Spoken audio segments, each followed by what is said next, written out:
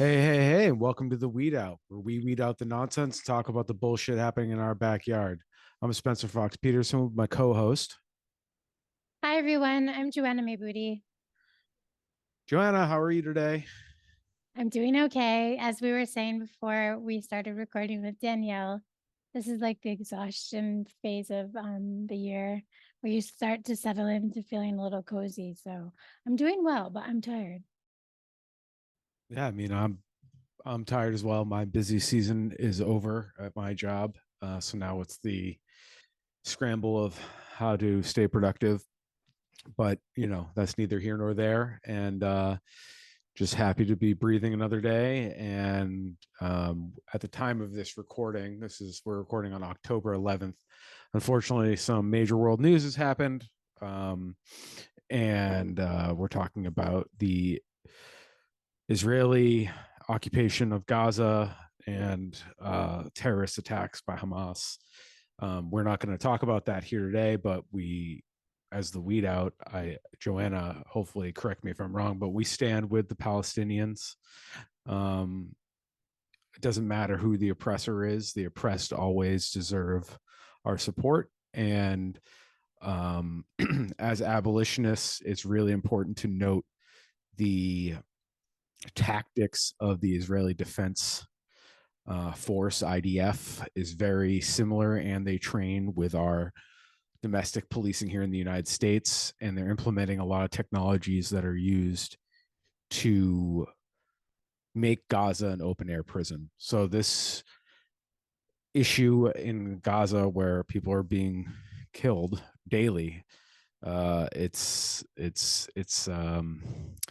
they're training with our guys. That's all I can say, and it's really these struggles are intertwined, and what they're going through is absolutely horrific and not okay and completely preventable. I don't know, Joanne, do you have any thoughts before we? I always stand with the oppressed, and I will share my one of my favorite Jewish political commentators, Michael Brooks, who passed away a few years back now. Um, He has a wonderful take on this issue from, it's been going on for a long time and not this particular, you know, um, situation, but other the fighting back and forth and the issues with land. And I'll share that. And that is how I feel. So I'll share that for everyone. When you're the oppressed, when you're the less powerful, um, it's hard to it's hard to stand with the people that are the ones with all of the money and power. So I just hope that the citizens of each country who probably don't want to be involved in any way are able to find some sort of peace and solace. And I know that's probably not even possible. We have to ask the IDF and the Israeli government to take the boot off the neck before they can negotiate. And obviously, as white folk over all the way on the other side of the planet, we have to let them speak for themselves, and we have to call out the fact that the bully in the room has a bigger pulpit and has bigger guns, and we give them a lot of that money to fund their quote unquote defense. I understand it's the Middle East is the conflict there is as old as humans, and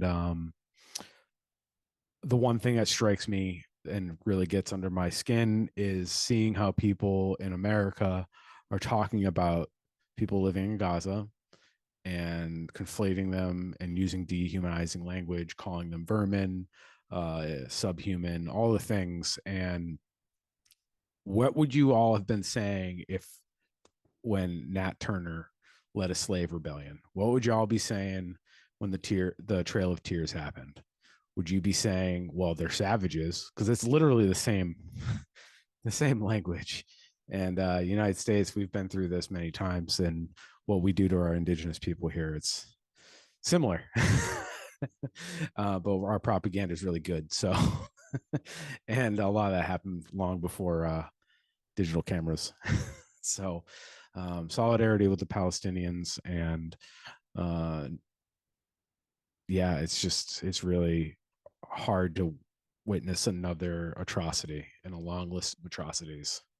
And that is why I like that we keep it local and focused on actionable things we can do in our local area, because I think if we get too focused on something like especially Israel and Gaza, which we have no control over, it can be really, really daunting and doomy.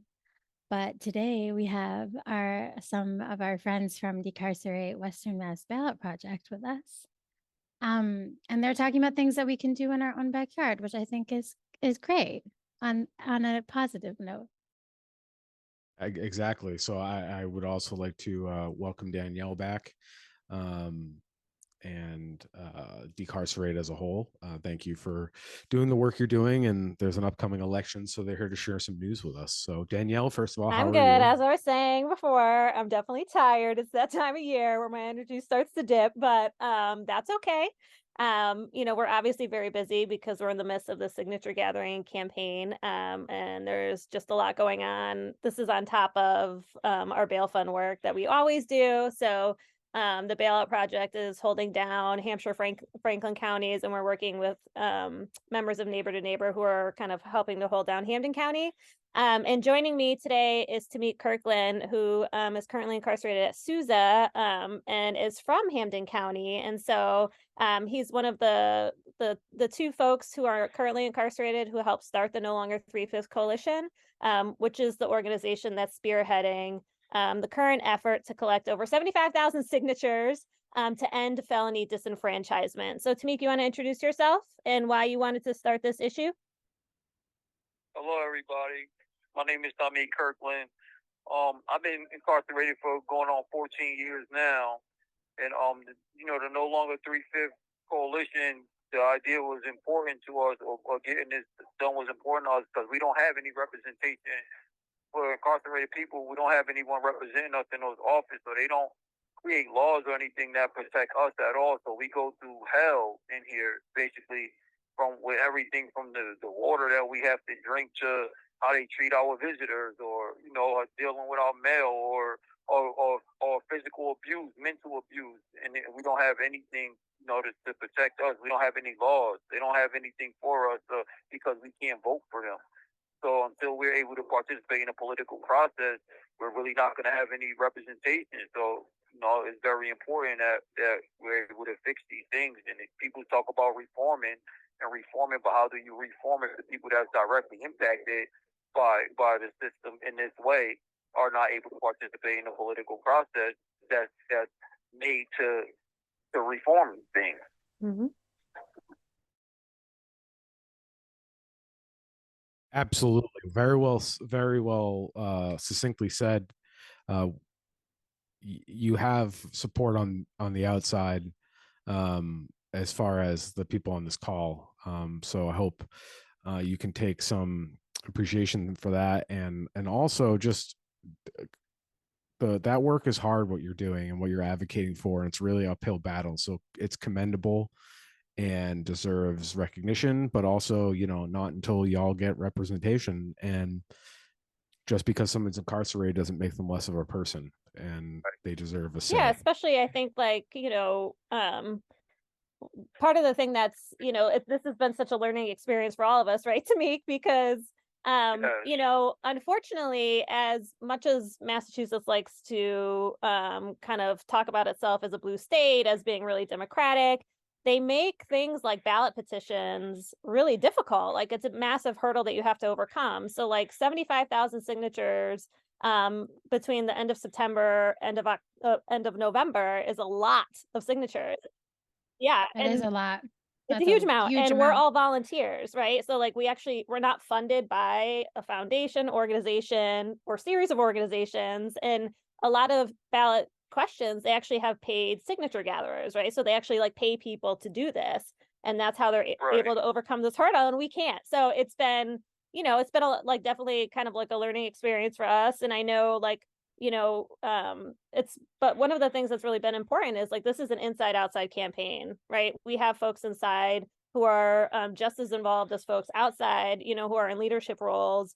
And a lot of the people on the outside are formerly incarcerated or have loved ones who are, have been incarcerated. And so, they're the driving force behind this, because they understand, again, to Tamiq's point, it's like, you know, what happens to people who Yes. don't have political agency? You know, talking about kind of what's happening in Gaza, right? It's like there's a point at which you become vulnerable to all kinds of forms of violence. And unfortunately, right, it's like the state's not going to hold itself accountable. And so it's really, really important that people have some political agency. So that way, not only that are they determining which legislators are getting in, but you know, as constituents can call on their legislators and tell them that they need to be coming in because of what's happening in a prison. I don't know if Tamiq, if you want to add anything to that.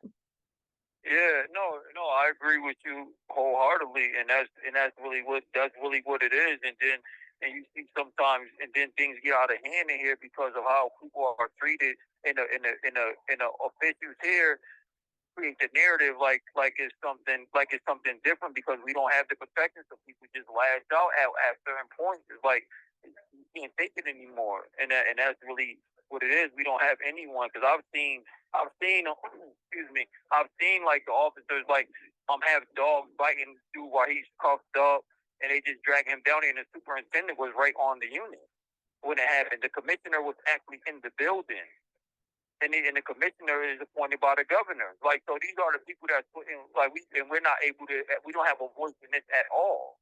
So we can't say who the governor is to help us appoint a better commissioner or somebody that's going to change this or not witness what's going on and not say anything about it. Like, it was just, it's crazy up here. I've seen too much of these people beating with brass knuckles and plastic brass knuckles that officers have on their gloves. Like this is what was going on around here, shooting us with guns, with like the paintball guns or gassing people, knowing that they have asthma and things like that. That was going on up here regularly, and it still goes on. Since I've been down, I've seen it happen way too many times. And we don't have anybody is nothing with us. They take our legal work and even fight their cases, and they just do all types of inhumane. Some of the things that most of the people are going through in here. Mental health is crazy. They don't have any programs for us. Like it's so many different. It's on so many different levels, and we don't have it back to. It's all back to representation, and the fact that we don't really have it. I mean, there are few lawmakers that try to come to help us, but because we can't vote, many of the other ones that we need to vote on bills that are being written and proposed, they don't vote on them because we can't vote for them. So it's just like I don't even know how to explain it any better than that. I think you did a fantastic job of explaining it. And thank you so much for telling the audience about how horrific the conditions can be for people who are incarcerated.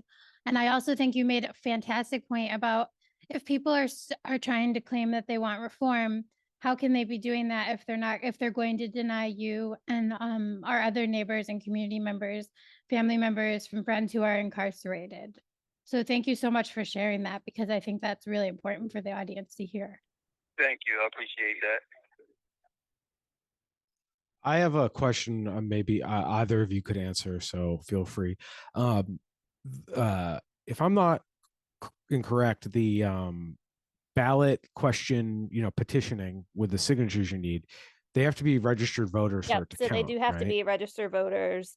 And there's lots of different kind of stipulations about the signature gathering process, or like how much, you can't have more than 25% of signatures from any one county. So there's like all kinds of qualifiers basically to this process, but they absolutely have to be registered voters, and they have to sign the petition of the town in which they're registered, not necessarily where they live, but where they're registered. So it becomes really easy. Like you can imagine if like someone's like, oh, I don't remember where I'm registered, I'm going to sign this one. People like, that's why you lose a lot of signatures. Like a lot get disqualified because people sign the wrong one, or it's like not legible, or you spill coffee on the petition. It's like, yeah. So there's a lot of like qualifying things that you have to kind of meet in order for just a signature to count. Yeah. Right. And for me, it's like, I don't know. Voter registration should be automatic. So whatever. I don't know. This is all anti-democratic. And I know you're in a tough spot in being incarcerated, sir, but it gives me hope that there are people on the other side of the wall that are organizing and y'all talking to each other. And I guess what's the temperature with the people you're in there with about this particular issue? I mean, do you all talk about it, or is it? I guess I'm just curious about what the community is like. Now it's becoming a more of an issue. People are being more politically aware these days, so it's more of a topic. And we had surveys that Danielle and them created that was passed around here, and a lot of people filled them out, and they want to participate in the process as well because they see what's going on, and people understand more about politics now. They understand how important it is because most of us probably grew up not thinking it much. I know I didn't. So I never really participated in the process myself because I didn't believe in it, honestly, and I kind of still don't like it. But what makes me want to be more of a part in it is because I realize that it's the reason that they're keeping me out of it, and I know now I understand how much it controls everything that's going on. So now I'm ready. Yeah, and just real quick to add to that, just to be clear to folks who are listening who maybe don't know, people who are incarcerated on a felony sentence could vote until 2000, until Governor Cellucci then at the time initiated a ballot campaign to take away their voting rights. So if you're in jail, if you're incarcerated in jail, or if you're being held pretrial, you can vote. You can actually sign a petition, we just learned. So people in jail can sign this petition if they, want to help end felony disenfranchisement. But yeah, it's like, this is actually like Massachusetts took a step back, they didn't have to do this. But again, I think as Tamiq has kind of said, part of the thing is like people inside are politicized. They're not, as much as the state or the public or all this propaganda wants to paint people inside a certain type of way. It's not true, and the reason that these voting rights were challenged so many times by the state, like there was efforts by the state to repeal felony voting multiple times before this ballot measure took effect. And it's always in response to political organizing inside, right? Always. Like people inside formed political action committees. They wanted to register people to vote. They wanted to do research on candidates and their positions on issues that mattered. And that's why the state took that vote, that right away, is because people were actually trying to exercise it. Yeah. Right. You have 1 minute left. How can we help you, Baal? How can our audience help all of you? I'll call right back. Okay. Yeah, call back. Yeah, that's fine. This is the fun thing about. No, you're good. Sorry. Nope, no problem. No problem. I totally remember. Oh my God, it's a nightmare to get the call. and it's expensive. It's very expensive. Doing inside so expensive. The no cost call thing gave me so much hope, and now it's just sitting and it's making me crazy. And I'm just like, oh my goodness, more Healy. Yeah, sorry. But to me, this is all the same continuation of Jim Crow. I mean, well, but it just doesn't need to happen. Yeah, I know. And this is all, this is all steeped in our culture of white supremacy in the United States. And, we could talk about other places tomorrow, but we're the weedouts. We're talking local. But even in, liberal, progressive Massachusetts, there's sneaky ways to disenfranchise people, and changing the laws to criminalize people that are on drugs, as we've done, is a way to break up coalitions, a way to break up voting blocks, a way to destroy communities and families. Because make no mistake, when you get entangled with the criminal justice system, one bad action, legitimate or not, because we've seen the justice system gets it wrong a lot, it can really ruin your whole community, because there's people that rely on you, siblings, cousins, grandparents, the neighbors, and being incarcerated, like we just heard and we know, is horrific. It's a horrible experience that I just feel, I just can't understand that they charge what they do for the calls. It just, in our state alone, it makes me crazy. Yeah, and it's to really discourage folks. The communication, and the connectedness. It It's keeps you isolated. organizing, because then they don't even know there's people on the outside that care about them, that don't know them, or don't, I don't need to necessarily know everybody to feel that I don't think this system solves the initial problem for whatever reason people are in there, but they don't even get the comfort to know there's people out there fighting for them. They're cut off, and putting it behind an extreme paywall when if you have a job, you get paid pennies. Right. Well, Yeah. yeah, I mean, I think the one piece too, though, with this is that things like, thinking about the cost of a phone call, right? Or just the way that it becomes difficult to make calls inside because you're waiting in line. You're in a phone line, right? Like there's multiple people who want to make a call, and that's if you're not on lockdown, right?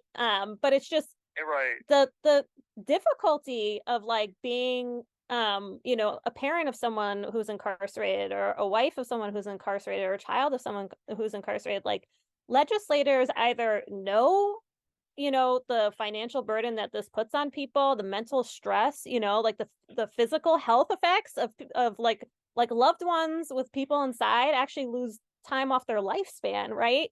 Like either you know this and you don't care, Right. or you're just completely oblivious and not understanding the implications of your policy decisions. It's like, to your point before, Spencer, like this is wreaking havoc on communities, like entire neighborhoods that are, losing elders, right, to prison, and losing loved ones to prison.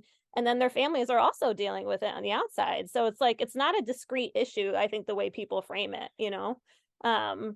just like in the same way, like, definitely affects the community. right. All in the whole period, because even like while we're here, like they don't even prepare people to be productive when they're out. I mean, some people are able to do it on your own. It takes a lot of work because they put so many obstacles in a way that you just have to be mentally strong enough to jump over them and continue on a good path. But they make it hard for you to be productive, even inside. So and then they just let you back out, because people got to realize that most people in prison aren't doing life sentences. Mm-hmm. So most people are going home one day. So like you will want to have the programs and educational tools and trades or whatever that could help a person get on the right path when he come home, so he won't wreak havoc in the community. But if you just torture them for however many years, you lock him away or warehouse him, and then just let him back on to the community, I don't know what else you can expect from that type of situation. And that's like what they creating, because we have to understand that this is business for these people, and a lot of them help sponsor those legislators too, but or the system helps sponsor some of them. I would say like the unions and stuff, but it's business, so they want the recidivism rate high. They don't really want to help us to make sure that we don't come back to prison or be better for the community, because they need people to come back. They need us to come back, and they take us from those urban neighborhoods and put us out here in these suburbs so they could feed this economy out here. So you don't even have to go to college. You get your GED and come work up here and make $100,000 a year. And this is what they want. They want to keep feeding this machine, and that's really what it's about.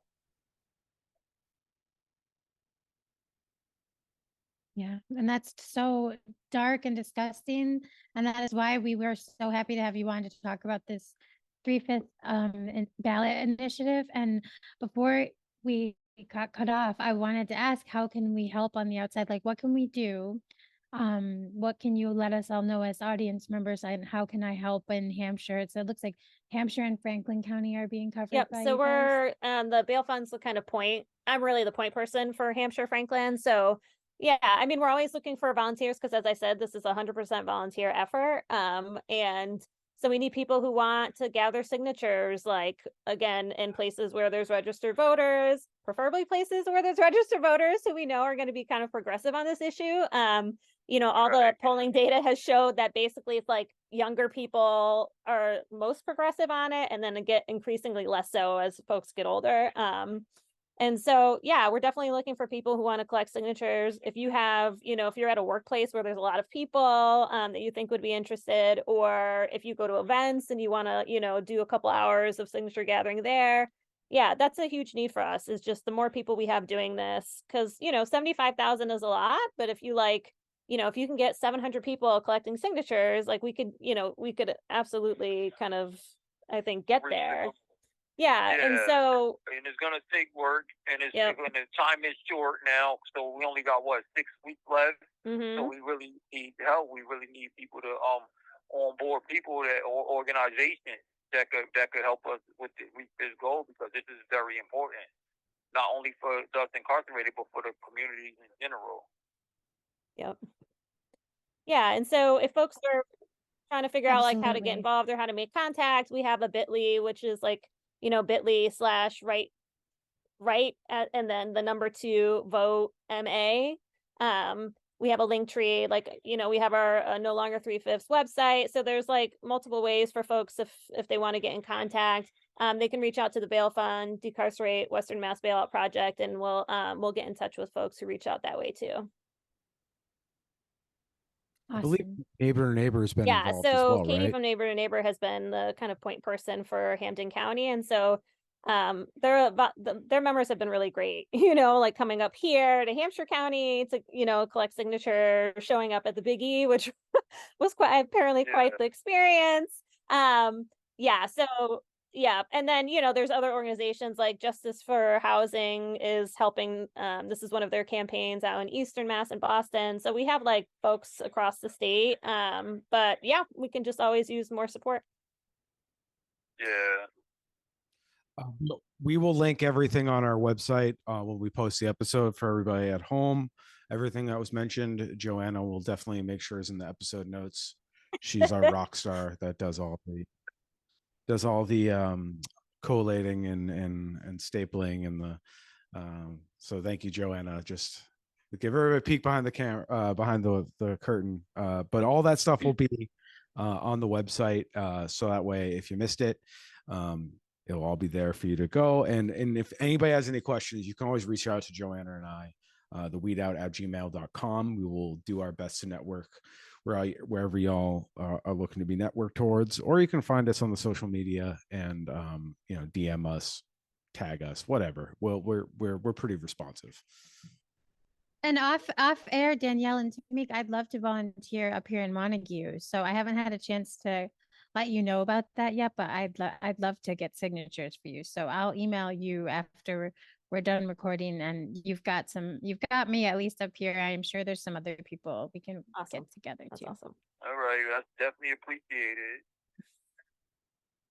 Yeah, no problem. I'm happy to help. Yeah, and if you ever you sir have an open invite to come on the show to tell the community what's happening, and to give a perspective of the people we are advocating for. We need your voice and your comrades on the other side of the wall. We need your voice, and we need to make you all the humans that you are to our neighbors, because there's a lot working against people who are incarcerated. I'm not going to be sugarcoat it. And the propaganda and propaganda and the way we dehumanize people that are incarcerated, and make jokes about sexual assault and all these quote unquote features of prison, that are like pop culture references. It's really dehumanizing and fucked up, and we shouldn't wish that upon anybody. Right. And we find that part of the reason I have gotten to this point as a white middle class kid was because I worked in kitchens, and most of the people I worked with had been incarcerated, and I've been doing that for 20 years. So I've never been incarcerated, but half the people I've worked with have. Right. And at some point, or been part of CPS, or in juvenile detention, or whatever, any of those things. And they're very common in my field because they're jobs that most people can do. I mean, who can't cook? Right. Who can't clean the They might dish? have learned incarcerated they're- to actually work in kitchen here. Yeah. Because that's like a job that they always want to give out in here. They pay you pennies to feed them. But yeah, So that's how that. I didn't. I just wanted to let you know you're more than welcome. If you need to get something out, you can reach out through Danielle, or wherever you feel comfortable, and we will be glad to be a megaphone for you. All right, thank you. I appreciate that. And I could probably get your info from Danielle myself also, or you could tell me about me like through core links. So you can reach me also like through emails through core links, but Danielle could explain it to you if you're interested. Mm-hmm. Absolutely. Yes, that would be fantastic.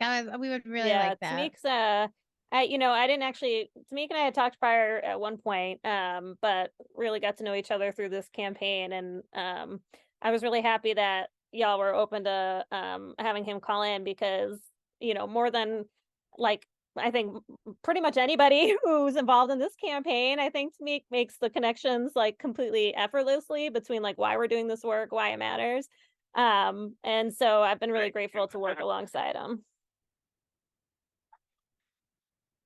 He- Yeah, I would agree that Tamiq has made some fantastic points, and thank you, Tamiq, for doing all that you're doing while facing all of those obstacles.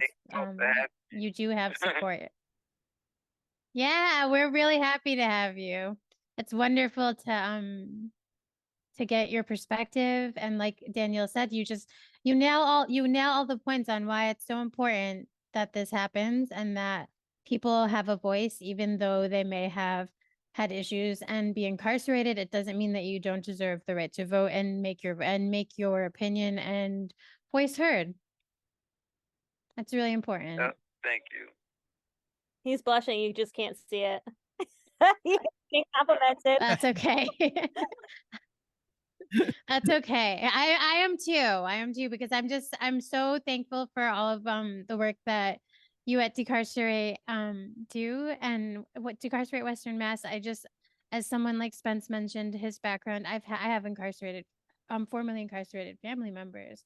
So I do understand the toll it takes on the community, and I'm just so thankful to be in a place where, although there are people, like I'm sure you said the Big E was interesting, there are people that will not sign this ballot initiative. I know we are surrounded by and in an area, just based on the people in our audience, that they will sign. So I really just call to action to the audience. If you will sign, reach out to us and we will get your signature, please. Well, thank you for having us. We really appreciate it.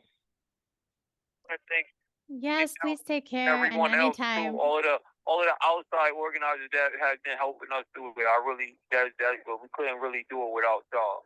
So I definitely want to thank y'all too, Danielle and Leslie and everyone else, Marie, even Abby, everybody that's been helping us with this endeavor, because this is hard work.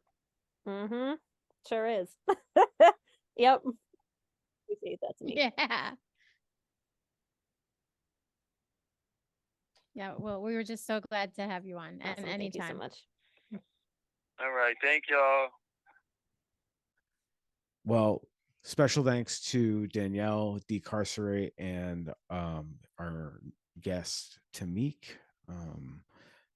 somebody that's on the other side of the wall and organizing to get representation. I mean, it's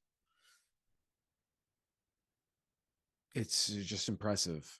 I don't have anything else to say, and I have nothing but solidarity with them, and I want this to happen. And so anybody at home, if you can help, please help, because if they can have a voice, it's more people for our coalition.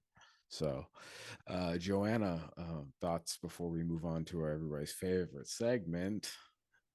Very similar thoughts, just like what I said before to the audience. Please, if you haven't been able to sign this, sign for the 3/5 initiative yet. If you haven't had the opportunity, you haven't seen someone out, you haven't been around someone collecting signatures, please email us or contact Decarcerate Western Mass, because someone will find a way to get your signature. I'm sure there are people like myself who might come to you. These are important initiatives based on human rights and being humane, a caring society that includes everyone when we're talking about democracy.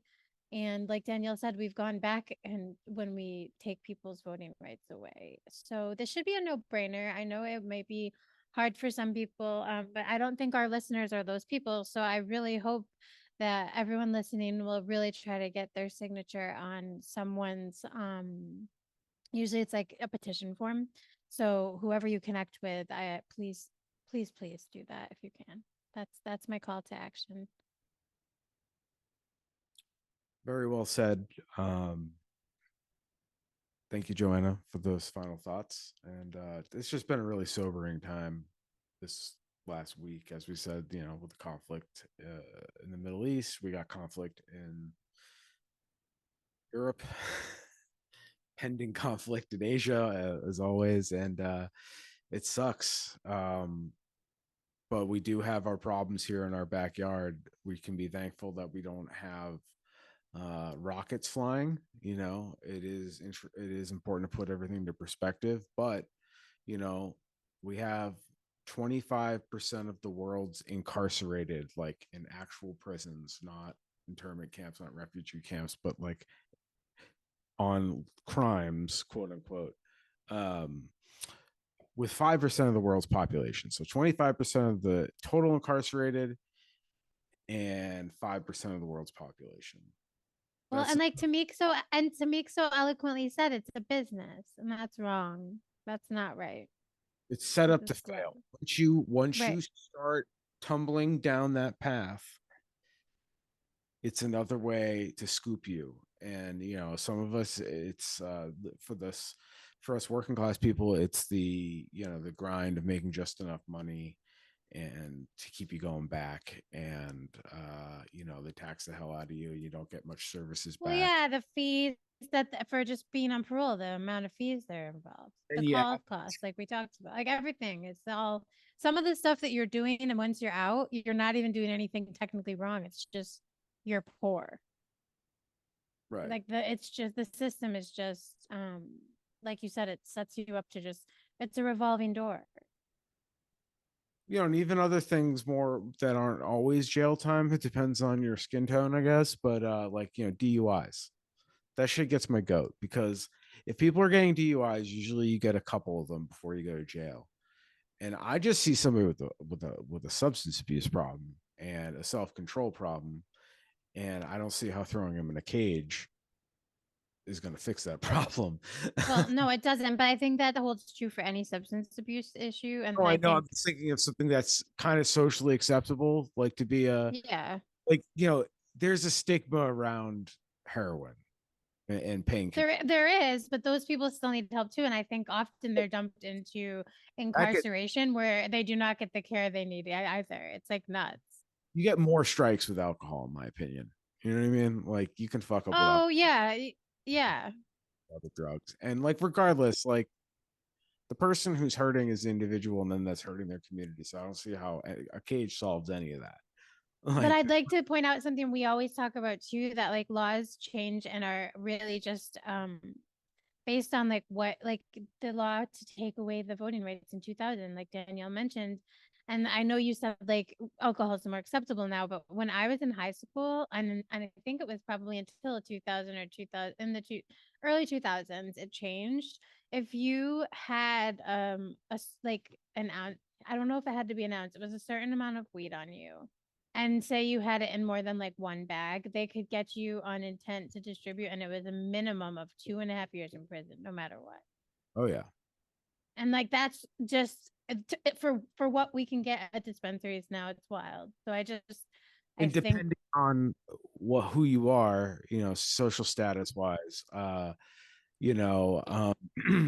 they might find a cellophane from a cigarette pack that looks like it has marijuana residue in it, and they can charge you with having multiple bags intended to distribute. So it could even just be right. That's what I'm saying. Yes, that's how bad it is.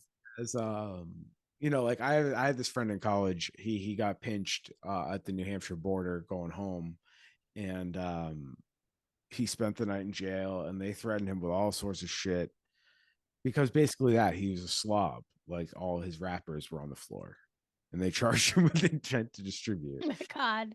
But that's what I mean. Like that's what I used to literally be terrified as like a person in my younger 20s. Like if I had say, and I'm not going to incriminate myself, but if I were to have had in a hypothetical scenario an eighth on me, I would have made for damn sure that I didn't have any other bags, just because at that point, right, I'm not going to, no thanks. That was like, you knew that you were, if you weren't even if you were a rich kid, if it's a mandatory minimum, like that's a progressive Massachusetts. I mean, I know it's not anymore, but people were doing time.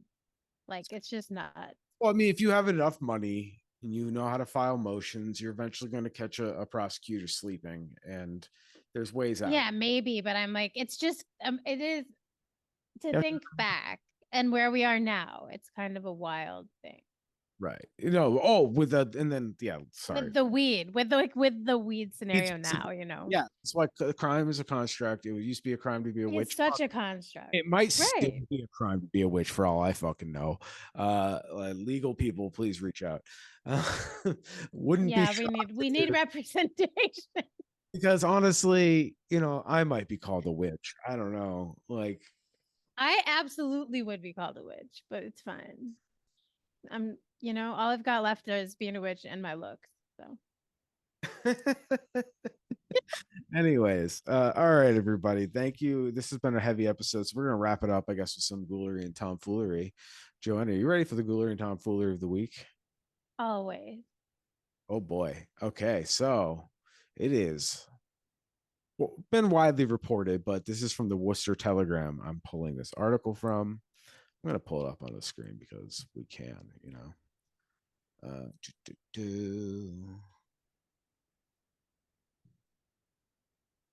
All right. So, Worcester police officer Paul Sear doesn't matter, is awarded Yeah. a Medal of Valor at state ceremony. So Ew. there's a Why is photo. he bald? Why are they all bald? I hate it. I know that you sometimes have to be, but it looks like he shaves his head, like to the baldness factor. I don't like that. I love Sorry that if you do that. I love Sorry that if you're someone who does that, but all cops do it, and it just kind of weird. and like they're not wearing their usual costume, they're wearing their special outfit, their special costume. I decided to stop calling them uniforms and calling them costumes, and it's Well, just doesn't this costume look like the patch is fake if you move your arrow? Like the patch, like his little police patch, it looks almost like yeah, it's like it's so just new. it's like fake. Yeah. Yeah. Probably made like one for $500 because you know how those contracts work out. I don't Anyway, know why did he get this award? so if for those listening at home, we're looking at a picture of Maura Healey, the former attorney general and current governor of Massachusetts, aka Top Cop Part 1 and Part 2, the Redux being the head executive. Stop electing cops. For everybody, we need to stop electing cops. Anyways, so she is here pictured genuflecting to another, you know, violent agent of the state, an officer. Yeah, they're like bowing to each other. An officer from it's a still frame, all right, you know. This is funny though. He's wearing his costume and he's getting his participation trophy. I can't keep it together. I'm sorry. And I'm sorry I said anything to any of our viewers who shave their head bald to chew their baldness, but Cops specific. It makes cops, yeah, it makes cops look so much more like scary because of like the connotations behind it. When you yeah, when you you know, I don't know, there's just something about it. Joanna, I know I text this is a theme in our text threads. It's very Mean Girls, like on Wednesdays we wear pink, and that's cops. Yeah, like I guess for me it's just like I feel like it's like a secret sign or something, and I'm just like, why are they doing it? Oh, they're so but I guess maybe they don't want to get their hair pulled or something. They're dramatic. I shouldn't talk. I don't like to even cut mine, but yeah, I know I hate to like pick on appearances. It's only because it's cops, though. Do you ever dress in costume with your buddies like that? I mean, you know that I dress in costume occasionally, personally. Like you do know this. With my buddies, I guess if you and I hang out in costume, I don't know.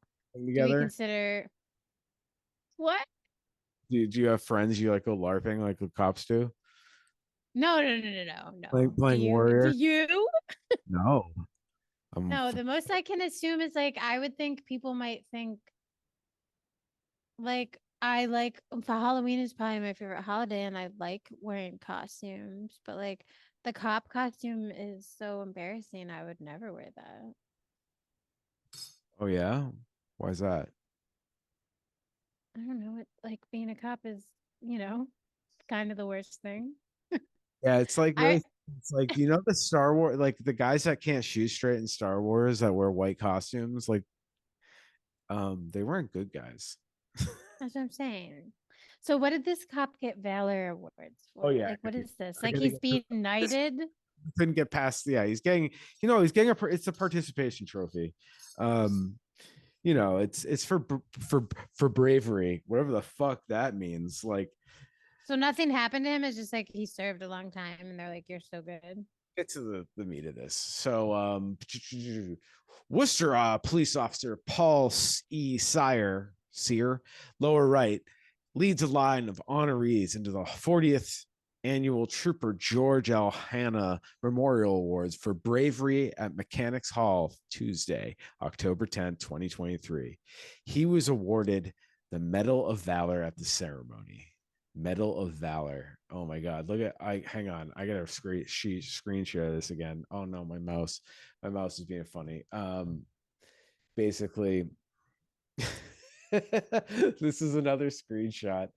Look at this. Oh Look at this. God, what? No, to these stills. Like, who picks these? Sorry to the editors of Telegram and Gazette, but no. Well, I know they're doing great. I mean, if this is your way to make them look like Nazis, I mean, killing it.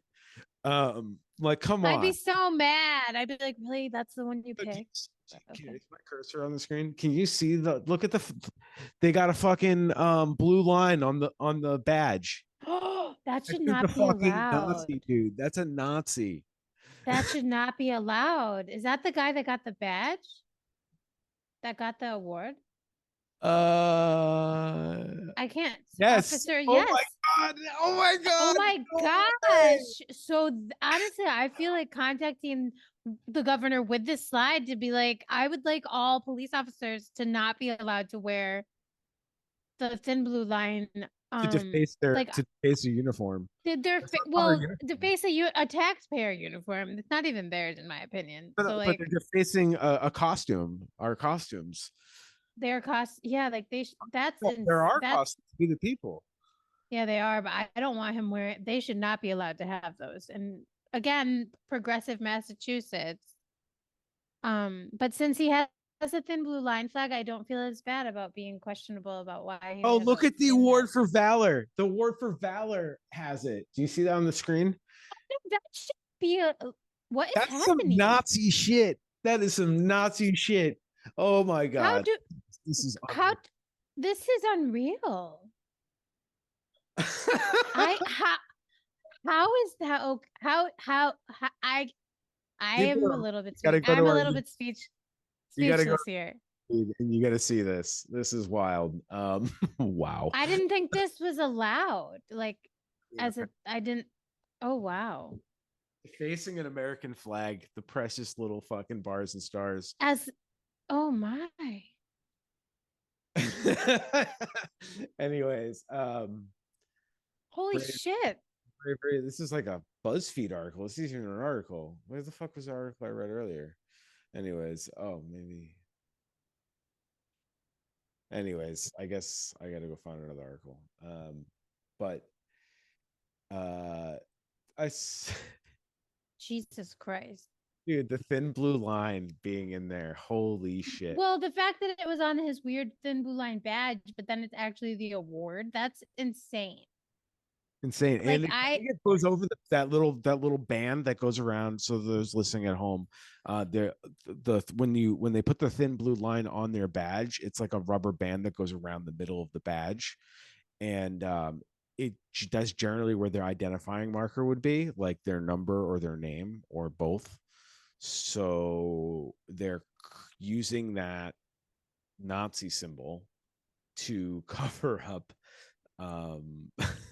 their identifying markers, like of which individual officer it is. It's pretty dark, and that's like you know, because people can go buy a police uniform, but if you're representing not that outfit and you don't actually have the power of the badge, that's a crime. And so thus, like, how do you know if this person is a legal cop or not if they have that covered? Oh my God, so dark. So I can't find the original article I wanted to use, so shame on me for not saving it. but I found something good. From Mass Live, published October 3rd, so a week and a half ago. Mass Governor Healy, cops will get $3.6 million in grants for body cameras. 52 police departments across Massachusetts will share more than $3.6 million in state grant money to pay for new body cameras, Maura Healey's office said Tuesday. The infusion will strengthen police community relations, the Democratic governor said in a statement of the money awarded through the state's law enforcement body-worn camera program. There's a hyperlink there, which is in its third year. The grants provide local police agencies with resources to implement technology that, while improving investigations and advancing the fundamental principles of transparency and accountability, Haley said. The new round of funding will underwrite both the purchase of body cameras and data storage of the footage generated by those cameras. It goes on to provide all the platitudes about transparency. But then it says the cameras will, quote, provide law enforcement agencies with an important tool to improve training and advance best practices, said Secretary of Public Safety and Security, Terrence Reedy, said in the administration's statement. So the reason they like it is because it makes their sloppy police work easier. They don't need to write quality paperwork when they have the body camera footage to fall back on, knowing that they have many protections in place that if they do even get caught doing something stupid, they're good. They also have total control over the data.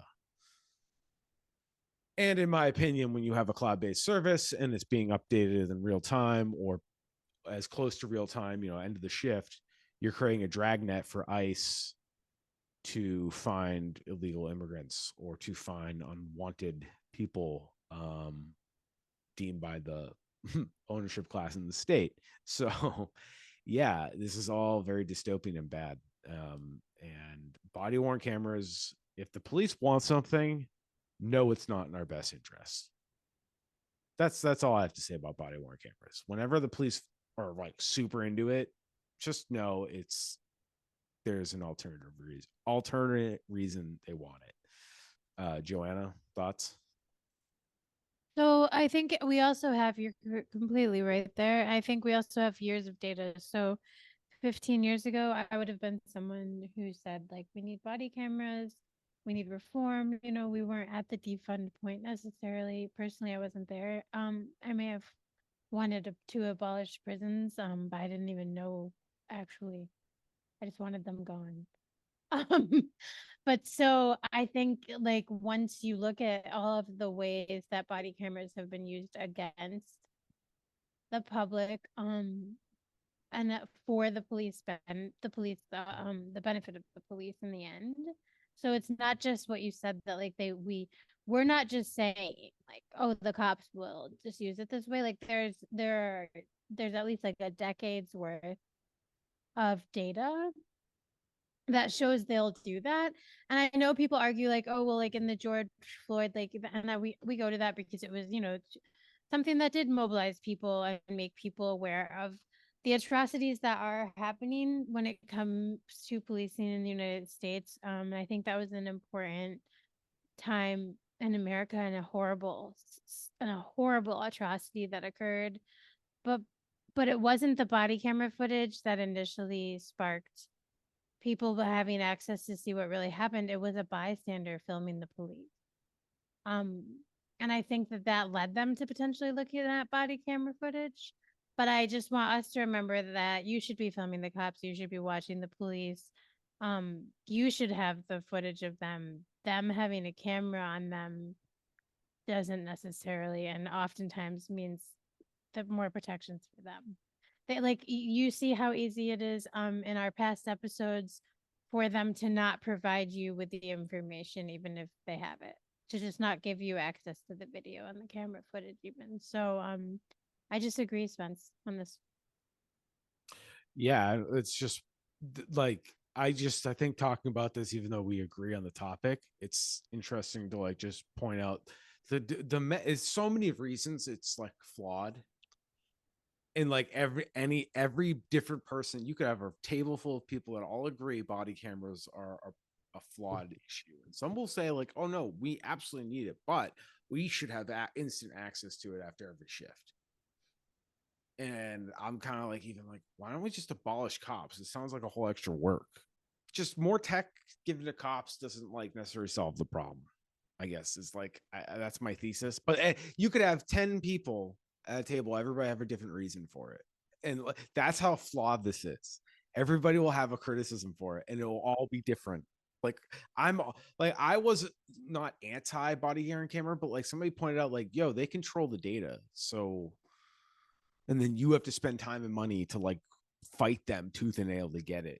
The more sensitive the case, the less likely you're going to get it. And they also do this thing, and like Dana Goldblatt, from the lawyer that's representing Marisol in Northampton, the amount of times they manipulate, because they're the ones shooting from their point of view, so they can scream stop resisting while they're pressed up against somebody on the ground, and all the automatic bystander, whether they're local, like actually there, or people watching the footage, it's a manipulation on the audience. So people walking by think like, oh, they're roughing them up because you tried to fight them.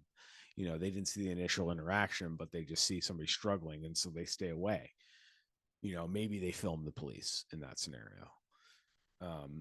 So yeah, Always film the police if you can. That's my point. Like I guess what I'm saying is like, none of us came up with this idea like on our own. I've learned this from other people. And like, yeah, I wanted body cameras like a long time ago. That's why I'm telling the audience, like, it is not wrong to find out new information and decide, you know what, I was wrong about this. My intentions were good. I wanted to protect the community, but it's not going to do that. So we need to change. And I think that's something that we all just have to realize more and more, like in our own lives. Like most of us don't continue to do like violent, horrible things to ourselves on repeat. We try to maybe fix those things and like grow and do better for ourselves. And we should want to do that as a whole, just as a community. So I think it's not outrageous to question these systems and want them to change at all. Yeah, I just want better outcomes. And we all have different tactics on how we can, I think, value all, we a lot of us share similar values, and we all have different tactics. We have to honor that. Like, I'm kind of a loudmouth, and yeah, some people don't jive with that, and that's okay. I also don't love milk toasty kind of stuff, but I also don't love loudmouths either. Like, you can't be in a room full of loudmouths, but I also don't want to be in a room full of milk toast people that will hem and haw about, you know, an atrocity that we're paying for. You know, i.e. prison abolition. And it's kind of like, no, I think you're a good person, I think you mean well, but you're afraid. And you know, that's one thing, you just gotta stick to your values. And so anybody at home listening, like, there's people on the inside doing this work, and whatever the work may be, everybody do what you can do. I don't really have a solution. Yeah, and try to help, but try to help your neighbors and community members, your brothers and sisters on the inside. This 3/5 coalition initiative is super important to changing people's lives, really. Like, I know some of us don't vote and we don't think that's important, but these people actually don't have that right even. It's about human rights. So again, my call to action, I'm going to say it until we sign off. Please reach out to us or Decarcerate Western Mass and sign. You heard from Tamiq telling you first, first person didn't count of what it's like here just in Hampden County. In Western Massachusetts, a progressive blue state. Imagine what it's like somewhere else even. No one should have to live like that. No one. We have a say here, and you know, we can yell and scream about what's happening elsewhere in the world. That's also fine, but like, we can make material difference. And if people like Tamiq can get up and do it every day, so can you, so can I. And even if it's just when somebody says something borderline, you know, dehumanizing but accepted by society about imprisonment and incarceration, just maybe ask them why, or like, just gently push back. Hey man, like think about it. Like maybe we shouldn't be making sexual assault jokes. Like that's nothing we should wish upon anybody, regardless of how evil they may be perceived to be or be. Like I don't know. That's Yeah, just it's like educating people in your life too, even your rights friends, because it's like educating them even just about like maybe they don't know how inhumane um the inside of a prison is. And then if you encounter people who think that that's okay, those people aren't your people. I'm sorry. And our audience aren't those people. So thank you. yeah, thanks to everybody for listening. As always, you can find all the contact information, everything we mentioned on the show at the website, www.theweedout.com. You can always contact us at on our social and via email, theweedout@gmail.com. We appreciate everybody. Special thanks to our guests today, Danielle and Tamiq and decarcerate Western Mass as a whole, all the people that working on this no longer 3/5 coalition stuff, neighbor to neighbor, everybody. Shout out, go listen to our previous episodes with those people and get the word out about the weed out. That's all I have to say. So Joanna, thank you very much and look forward to seeing you next time, bud. You too. Take care, everyone.